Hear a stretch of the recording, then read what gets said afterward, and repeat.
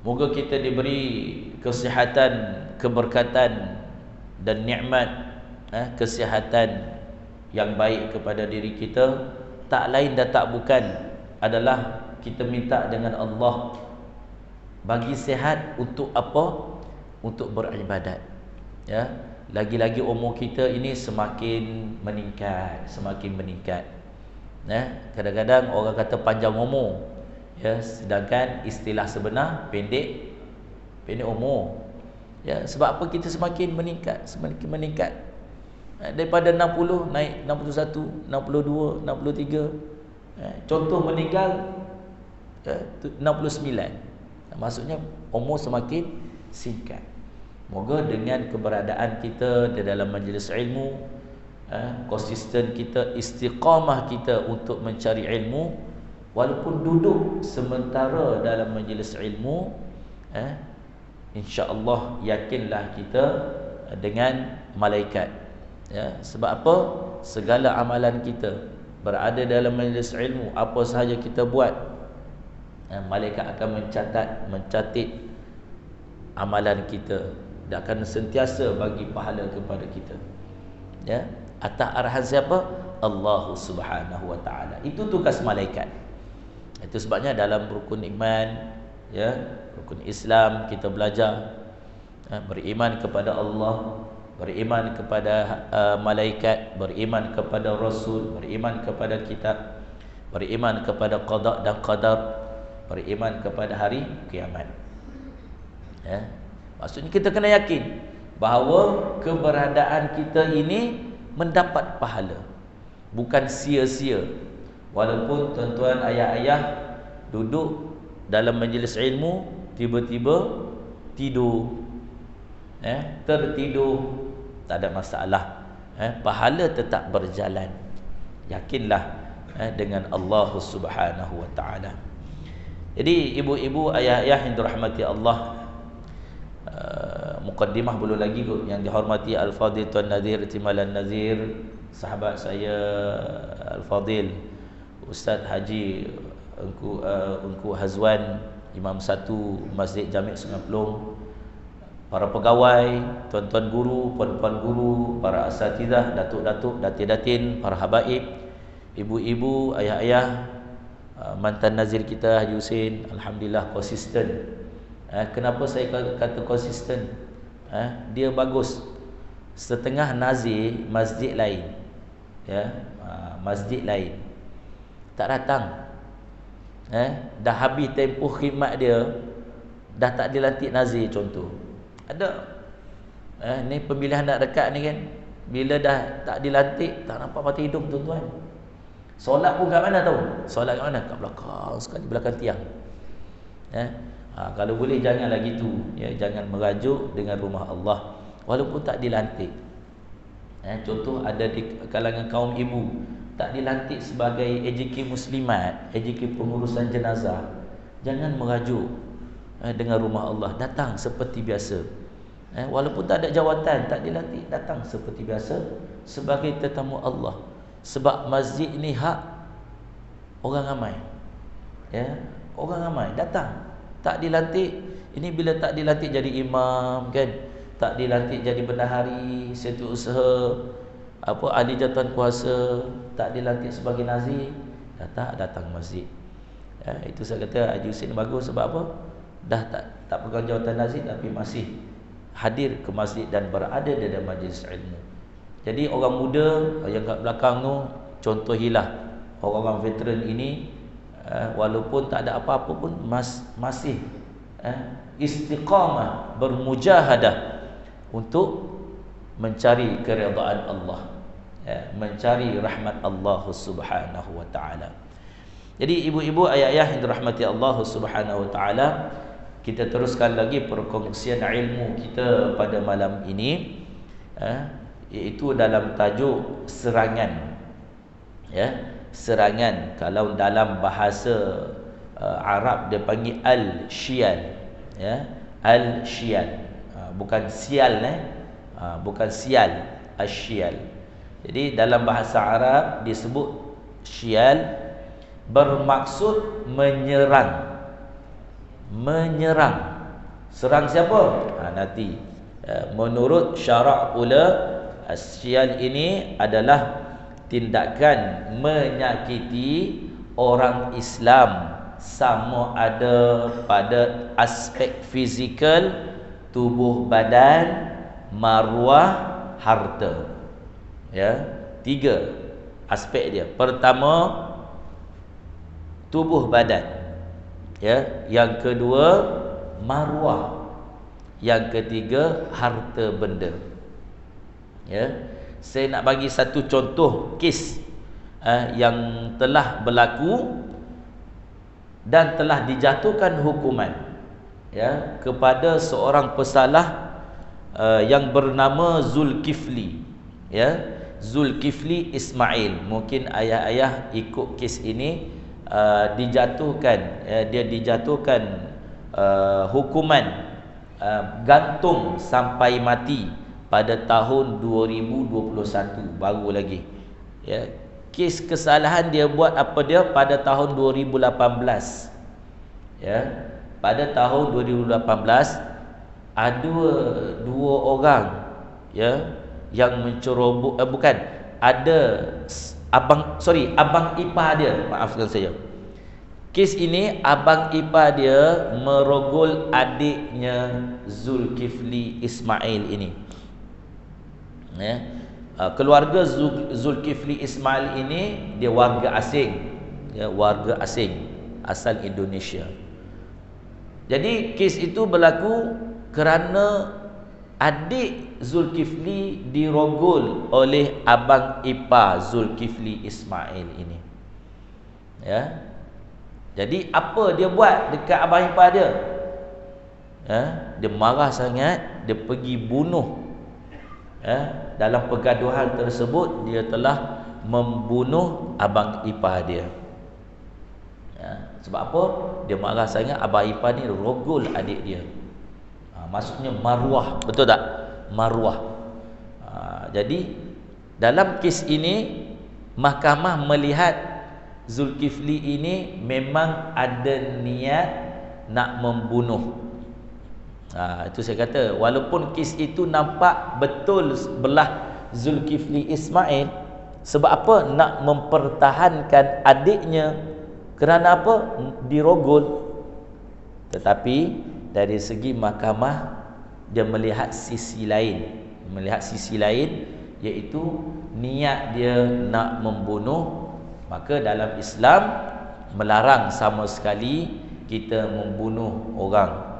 Ya, macam mana sekalipun tak boleh kita nak mandai-mandai nak jatuhkan hukuman sendiri. Sebab apa? Negara kita walaupun dalam undang-undang Islam sekalipun dia ada tempat yang boleh kita buat aduan, buat laporan mengikut saluran yang benar. Ya, mengikut saluran yang betul. Jadi dalam kes ini Zulkifli ini dijatuhkan hukuman gantung sampai mati. Ya, kalau tengok satu video itu, bila dia dah dijatuhkan hukuman, dia senyum. Ya, dia senyum. Sebab apa? Mungkin bagi dia rasa tak bersalah. Ya, dia dah menegakkan hak dia sebagai seorang abang untuk mempertahankan adiknya. Ya, tetapi kalau kita tengok, bagi kita tak patut, ya, tak patut dia melakukan pembunuhan tersebut. Ya, atas dasar apa? Atas dasar agama kita sendiri pun, dalam Islam sendiri pun jaga, ya, jaga apa? Walaupun jaga maruah, tetapi kita kena berjaga-jaga supaya kita ini tidak terjerumus ke dalam perbuatan jenayah. Ya, iaitu apa? Bunuh. Bunuh orang. Itu sebabnya dalam Islam baginda Rasulullah sallallahu alaihi wasallam dah bagi cara dah kat kita. Apa dia? Bila kita dalam keadaan marah. Maksudnya Zulkifli ni dalam keadaan marah lah, dia pergi serang abang ipar dia dan menyebabkan kematian. Ya, dalam keadaan marah. Bila kita marah, baginda kata solat, ambil wuduk, solat. Marah lagi, duduk. Dan banyak cara-cara untuk mengawal kemarahan kita. Jadi inilah yang berlaku kepada Zulkifli ini. Dan banyak lagi kes-kes yang melibatkan seperti ada seorang peniaga besi buruk, ya, seorang peniaga besi buruk, dua orang yang disyaki untuk apa? Untuk merompak kawasan dia, masuk menceroboh kawasan besi buruk dia, ya, menceroboh. Bila menceroboh, dia rasa maruah dia, keselamatan dia tergugat, ya, keselamatan dia tergugat sebab dua orang ini nak menceroboh, nak mencuri. Jadi hamba Allah ini, si fulan ini pergi nak mempertahankan harta dia, kawasan dia, tetapi disebabkan tindakan dia itu salah seorang daripada dua orang pencuri tersebut dibunuh oleh siapa? Pemilik kawasan kumpul besi buruk ni. Dia bunuh salah seorang perompak, dan mahkamah pun menjatuhkan hukuman bersalah, dijatuhkan kepada pemilik yang nak mempertahankan diri ini, dijatuhkan hukuman gantung sampai mati. Sebab apa? Dalam kes tersebut pembicaraannya, dua orang ini dah minta maaf, dan ada saksi mengatakan dua orang penceroboh, penjenayah ini dah minta maaf dengan yang membunuh tu, ya, dah minta maaf, dah aku kesalahan dia, tetapi pemilik ini dia tak dengar dan melakukan serangan dan menyebabkan kematian kepada salah seorang penjenayah tersebut. Tapi dalam mahkamah dia yang bersalah dan dia dijatuhkan hukuman gantung sampai mati. Ya, ini antara bentuk-bentuk kes-kes yang berkaitan dengan orang menyerang, kita diserang, ya. Jadi ada tiga elemen, iaitu tubuh badan, maruah dan harta, ya. Dalil bagi hukum serangan ini ialah firman Allah Subhanahu wa taala dalam surah Al-Baqarah ayat 194. Apa kata Allah? A'udzu billahi minasyaitonir rajim. Faman i'tada 'alaikum fa'tadu 'alaihi bimithli ma i'tada 'alaikum 'alaikum wattaqullaha wa'lamu annallaha ma'al muttaqin. Sadaqallahul azim. Kata Allah, oleh itu sesiapa yang melakukan pencerobohan terhadap kamu, maka balaslah pencerobohan itu dengan cara seimbang, ya. Maksudnya jangan lebih-lebih. Allah kata, marah kita macam mana sekalipun jangan lebih-lebih. Jangan, maksudnya sekadar sahaja. Kan ada kes kan berlaku, orang masuk mencuri, pukul ramai-ramai sampai mati, ya, sampai mati. Nak macam mana tu? Jadi kalau dalam undang-undang, kita yang akan dijatuhkan hukuman bersalah. Sebab apa? Dalam Islam Allah dah pesan, walaupun orang tu menceroboh, janganlah melebih-lebih, seimbang sahaja mempertahankan diri. Seimbang, maksudnya jangan lebih-lebih, ya. Balaslah pencerobohan itu dengan seimbang, pencerobohan yang dengan pencerobohan yang dilakukan kepada kamu, dan bertakwalah kamu kepada Allah, serta ketahuilah sesungguhnya Allah berserta orang-orang yang bertakwa. Ya. Ini hadis dalil daripada Allah Subhanahu wa taala, ya. Seterusnya dalil daripada hadis baginda Rasulullah sallallahu alaihi wasallam. Baginda Rasulullah sallallahu alaihi wasallam bersabda, "Man qutila duna ahlihi fahuwa syahidun, wa man qutila duna malihi fahuwa syahidun, wa man qutila duna damihi fahuwa syahidun, wa man qutila duna dinihi fahuwa syahidun." Ya. Apa kata baginda Rasulullah sallallahu alaihi wasallam? Sesiapa yang dibunuh kerana mempertahankan keluarganya, ya, sesiapa yang dibunuh, contoh, ya, Zulkifli tadi mempertahankan adik-adik dia kan, ya, dia nak marah dalam pergaduhan dengan abang ipar dia dibunuh, contoh, ya, dia dibunuh, ya. Ataupun kes apa lagi, ada kes rompakan di Kelantan. Seingat saya, seorang pemilik rumah ini dimasuki oleh penjenayah dan dia dibunuh oleh penjenayah. Maksudnya pemilik yang diserang dan pemilik itu meninggal dunia, ya. Jadi kata baginda Rasulullah sallallahu alaihi wasallam, kerana apa dia dibunuh? Sebab dia mempertahankan harta dia. Maka kata baginda, dia adalah syahid. Ya, meninggal dia syahid. Sesiapa yang dibunuh kerana mempertahankan hartanya, ya, dia adalah syahid. Sesiapa yang dibunuh kerana mempertahankan dirinya, dia adalah syahid. Sesiapa yang dibunuh kerana mempertahankan agamanya, dia adalah syahid. Ini dalil bagi tajuk kita, ya, bagi tajuk kita, iaitu serangan. Hadis riwayat Abu Daud dan Tirmizi. Seterusnya, kategori penyerang, ya. Tadi dalil dan penerangan, pendahuluan mengenai tajuk kita pada malam ini, iaitu serangan. Kategori penyerang. Penyerang dibahagikan kepada beberapa kategori, ya, dengan melihat sasaran serangan. Dengan ini penyerang boleh dibahagikan kepada 3 kategori. Ada 3 kategori penyerang. Pertama, penyerang terhadap nyawa. Iaitu seseorang yang menceroboh secara tidak benar terhadap orang lain dengan niat membunuh atau mendatangkan kecederaan atau sebagainya kepada fizikal. Ini contoh, ya. Pertama, iaitu dia ceroboh kawasan rumah kita dengan niat dia nak bunuh kita, ya, dengan niat dia nak bunuh kita, ya.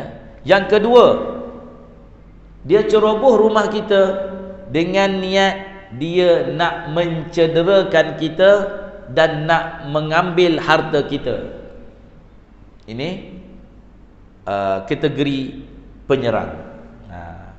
Yang kedua, penyerang terhadap maruah, ya, tadi nyawa, ya, terhadap maruah, iaitu seseorang yang menceroboh seseorang perempuan yang bukan isterinya, sama ada yang mempunyai hubungan kekeluargaan atau tidak.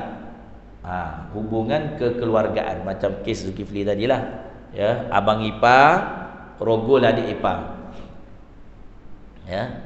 Maksudnya itu kategori, termasuk kategori penyerang, ya.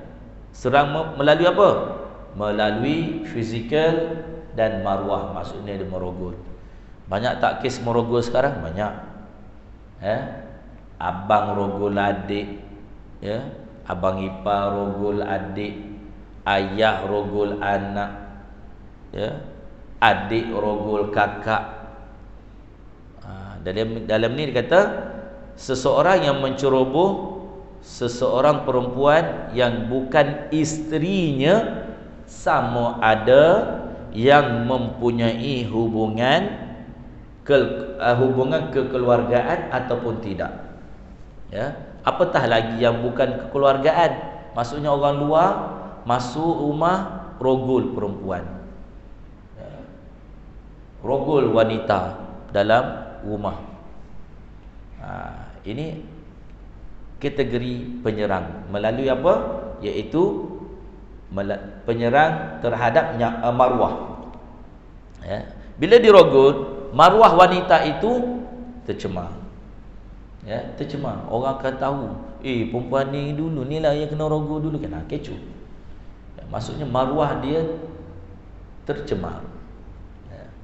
Dengan niat untuk mengadakan perzinaan atau muqaddimah zina selain kepada perempuan, ia turut melibatkan pencerobohan terhadap lelaki. Ada juga kes pencerobohan terhadap lelaki. Sekarang ni berlaku tak tuan-tuan? Berlaku. Ada satu video yang saya sempat tengok petang tadi, diviralkan, ditandas RNR. Tak sebutlah kat mana kan. Tandas lelaki. Member ni tengah melepaskan hajat. Lepaskan hajat. Datang seorang lelaki, ketuk pintu. Sebelum dia rekod video tersebut, dia dah 3 kali ketukkan pintu tersebut. 3 kali ketuk pintu. Dia dah lain macam. Ni lelaki sama lelaki ni. Dia dah lain macam, dia keluarkan handphone, dia rekod. Kali keempat lelaki tersebut ketuk lagi. Rupa-rupanya apa tahu? Dia macam nak pancing. Lelaki yang mengetuk itu rupa-rupanya gay. Dia suka kat lelaki. Kononnya ketukan dia itu dia boleh pancing lelaki kat dalam tandas tu. Untuk apa? Untuk mencemarkan maruah lelaki tersebutlah. Jadi lelaki ni marah, sambil dia kejar, sambil dia rekod. Dia kata, kau nak apa? Dah lama buat kerja ni. Maksudnya apa tuan-tuan? Lelaki yang gay ni, dia dah biasa buat kerja tu. Dia tak takut. Mungkin dah berlaku, orang ketuk-ketuk pintu, orang ni pun sama suka lelaki. Jadi rezeki dia lah kat situ. Jangan ingat perempuan saja tuan-tuan, ayah-ayah sekarang. Sekarang ni pelik. Lelaki sama lelaki pun boleh jadi kerja. Ini kata nafsu. Nafsu lelaki sama lelaki dan berleluasa sekarang ini. LGBT-nya. Ada satu page dalam satu Facebook, saya tengok page untuk siapa yang nak langgan lelaki ini. Langgan lelaki ini. Apa tu kat lelaki tu tak payah ceritalah, dalam dia punya Facebook tak pakai bajunya, dia nak tarik lelaki. Ini akhir zaman. Ini realiti. Tuan-tuan kata, gelinya. Tak payah nak gelilah tuan-tuan. Zaman sekarang ni tak pelik dah. Jangan kita anggap duduk hotel, dua-dua lelaki tak jadi kerja, jadi kerja. Dah banyak tangkapan-tangkapan dibuat. Yang tangkap itu bukan lelaki dengan perempuan, rupanya lelaki sama lelaki. Dan ada kes perempuan sama perempuan zaman sekarang. Itu melibatkan maruah lelaki tersebut. Diserang, pencerobohan. Ia turut melibatkan pencerobohan terhadap lelaki. Dalam kitab pun dah sebut. Bukan wanita saja diceroboh. Mungkin orang ceroboh untuk rogol. Ada juga pencerobohan yang boleh dicaj sebagai berzina. Masuk rumah orang, rupanya apa? Nak buat perzinaan dalam rumah tersebut. Banyak tak kes berlaku macam tu? Banyak. Mak ayah bilik atas, anak bilik bawah. Mak ayah kat atas tak dengar apa-apa, anaknya bawa masuk lelaki lain bilik bawah. Mana mak ayah dia dengar pintu. Buka pintu, masuk pula tengah malam. Berlaku tak? Berlaku. Itu sebabnya ini peranan ibu dan ayah, kawal anak-anak, lagi-lagi remaja perempuan, remaja lelaki yang sedang meningkat dewasa. Mereka ini berkobar-kobar, nafsunya berkobar-kobar. Orang Kelantan kata panggil dia tengah liar. Tengah liar. Budak ni tengah liar ni. Itu istilah orang kampung lah. Liar ni maksudnya apa? Nakal. Nafsu remaja dia berkobar-kobar, nak cuba macam-macam. Ini terhadap maruah. Yang ketiga, penyerang terhadap harta. Ya, terhadap harta maksudnya menceroboh, nak mencuri. Harta ialah setiap sesuatu yang berharga dan bernilai di sisi syarak, sama ada dimiliki dengan cara yang disyariatkan atau sekadar dengan menguasainya. Ya, menguasainya. Contoh, contoh seperti ada anjing, ya, dia menceroboh untuk apa? Mencuri anjing. Ada, ya, mencuri anjing. Kerana apa? Anjing ni bagus, contoh. Anjing ni hebat. Hebat dari segi mana? Dengar cakap. Anjing ni dari segi, kan anjing ni ada yang hebat-hebat, ada yang keturunannya hebat, dia boleh berburu, ikut arahan tuan, dia pakar melalui hiduan. Ini anjing. Termasuk dalam kitab ini sebut termasuklah haiwan belaan seperti anjing. Jadi anjing itu termasuk dalam harta. Kepada siapa? Kepada pemilik tersebut, ya. Termasuk dalam erti kata harta ialah wang dan barang-barang yang berharga, seperti apa? Tanah, rumah, barang yang bermanfaat, ya. Jadi itu dari kategori yang ketiga, iaitu penyerang terhadap harta. Jadi ada 3 kategori penyerang. Pertama, terhadap nyawa, terhadap maruah, terhadap harta. Kita masuk kepada hukum serangan. Ya, hukum serangan. Bagaimana hukumnya kalau buat serangan gini? Hukum serangan harta, hukum serangan maruah, hukum serangan nyawa. Ya. Seperti mana yang dinyatakan tadi, dalil bagi hukum serangan ialah Allah Subhanahu wa taala berfirman dalam surah Al-Baqarah ayat 194. Jadi Allah Subhanahu wa taala berfirman dalam surah Al-Baqarah, yang ayat yang sama yang dibacakan di awal tadi dalam perbincangan tajuk ini, iaitu ayat 194. Apa kata Allah? Oleh itu, sesiapa yang melakukan pencerobohan terhadap kamu, maka balaslah pencerobohan itu dengan seimbang yang dilakukan terhadap kamu. Ayat di atas menjelaskan kepada kita hukum berkaitan sesuatu serangan. Kan serangan ni ada 3, betul tak? Terhadap apa? Pertama, terhadap nyawa, terhadap maruah, terhadap harta. Dia ada 3 serangan. Jadi ketiga-tiga serangan ini kita tak boleh, bukan semua yang boleh, maksudnya kita nak bunuh dia balik. Tak, maksudnya nak bunuh sampai tahap bunuh. Sebab dalam kitab ini sebut ada serangan yang boleh kita bunuh dia. Kita boleh bunuh dia. Jadi ayat ini menjelaskan bahawa adalah dibenarkan membalas semula sesuatu serangan dengan tindakan yang sama.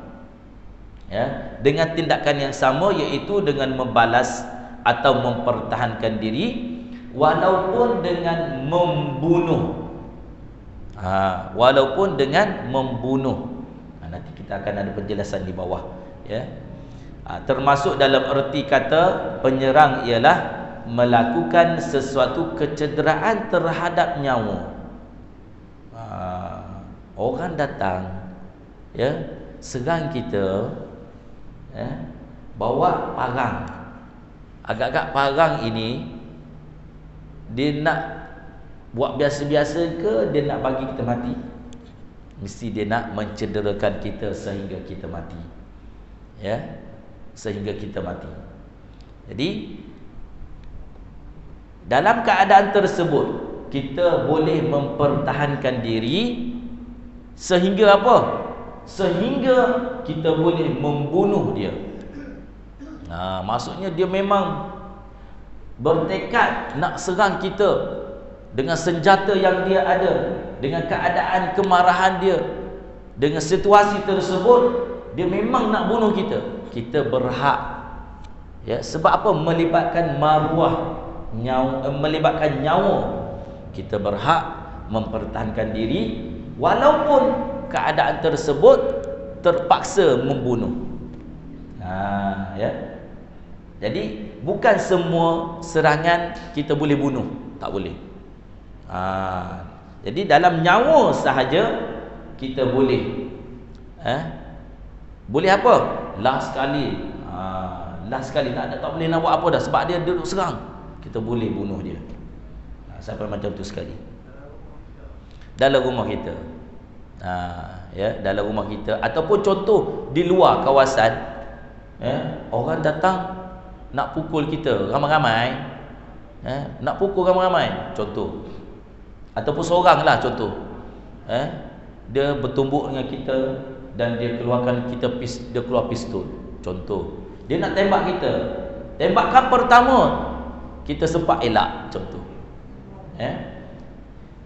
kita pun ada pistol juga, kita nak mempertahankan diri, tembakan kedua kita dapat elak lagi, kita tak tembak lagi, tembakan ketiga terkena paha kita contoh, dan kita keluarkan pistol kita tembak dia, satu das sahaja terus kena dekat dahi, mati orang tu contoh.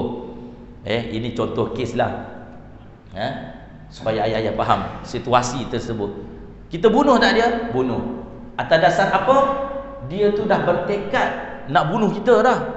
Jadi kita mempertahankan diri. Dalam kitab sebut, dalam Islam dibolehkan untuk bunuh dia sehingga tahap tu. Tetapi mengikut situasi, mengikut situasi lah. Ni tidak dia datang bawa kayu je contoh, dia pukul kita biasa je, pukul biasa, kita keluar pistol tembak dia, tak boleh lah. Mengikut situasi. Jadi dalam keadaan apabila seseorang berniat mendatangkan sesuatu kecederaan kepada nyawa, yakni untuk membunuh contoh, tak kisah orang itu muslim ataupun tidak, tak kisah orang itu muslim ataupun tidak, hak kita dibolehkan untuk sampai satu tahap walaupun dengan membunuh, walaupun dengan membunuh. Kerana apa? Dia dianggap sebagai penyerang. Syarak dengan ini membenarkan mangsa serangan membalasnya tanpa mengira penyerang adalah juga seorang muslim ataupun bukan muslim.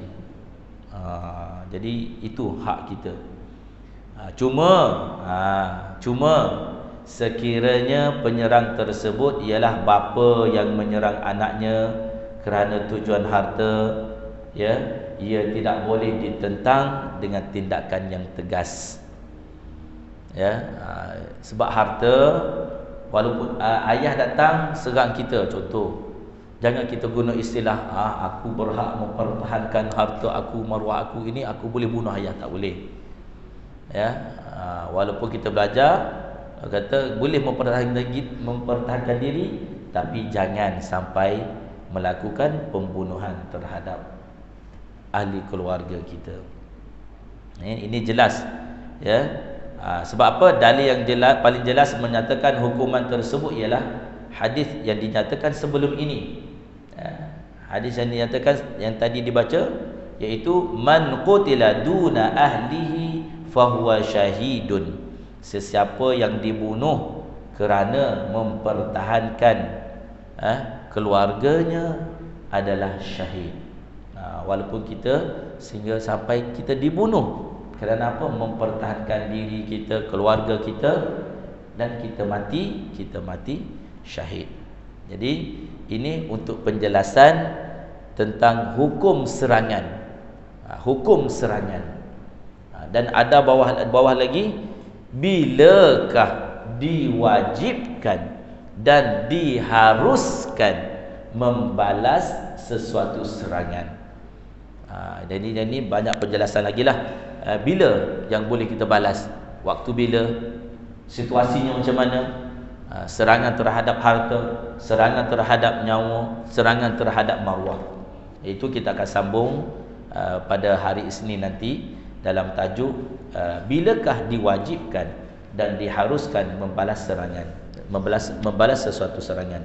Tak boleh masuk tajuk ni, nanti pukul 9 nanti baru selesai, ya. Jadi kita berhenti di mana? Hukum serangan, ya, mengikut situasi hukum serangan, ya, dibolehkan sehingga membunuh. Maksudnya sebab apa kita bunuh dia? Mempertahankan maruah kita, ya. Jadi itulah hukum serangan. Dia sampai mana? Boleh membunuh.